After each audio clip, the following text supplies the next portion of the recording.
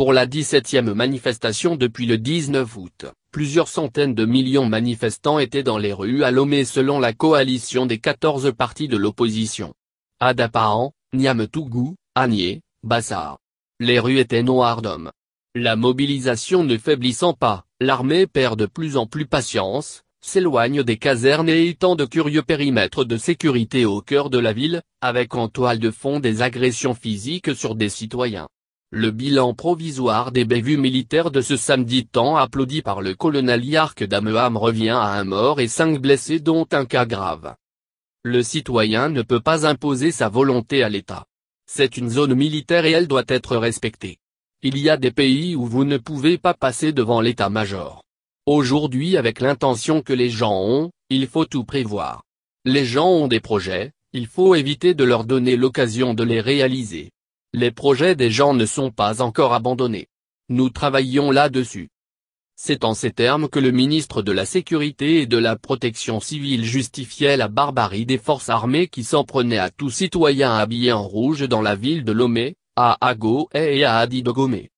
Au passage, on ne sait depuis quand le ministre en charge de la protection civile joue le rôle de ministre de la Défense au point de maîtriser et de justifier les stratégies des militaires qui sont très loin de respecter la liberté civile.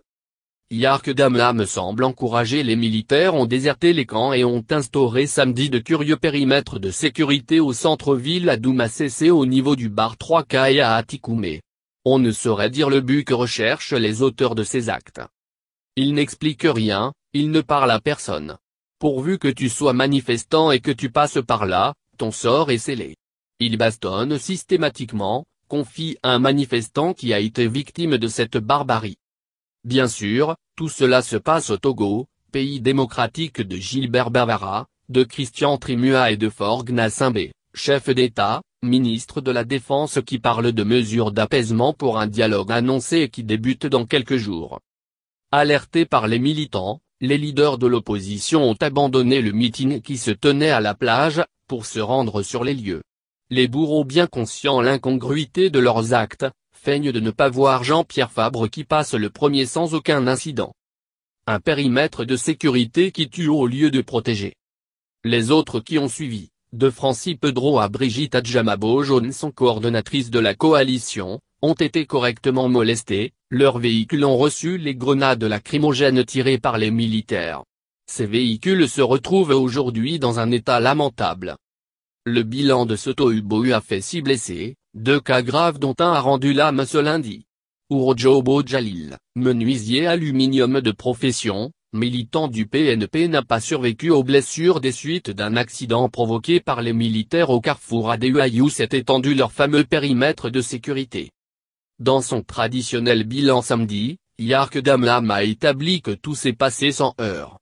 Aucune mention faite à ces fameux cordons de sécurité ni à la veille ni le jour de la marche.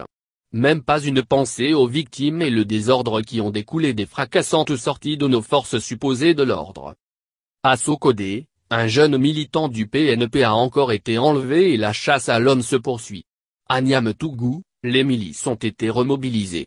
Même à Lomé, dans le quartier Ago, les milices ont été relancées. Rien de tout cela n'a été mentionné dans le bilan de Yark Dameham, celui qui est pourtant chargé d'assurer la sécurité et la protection des Togolais.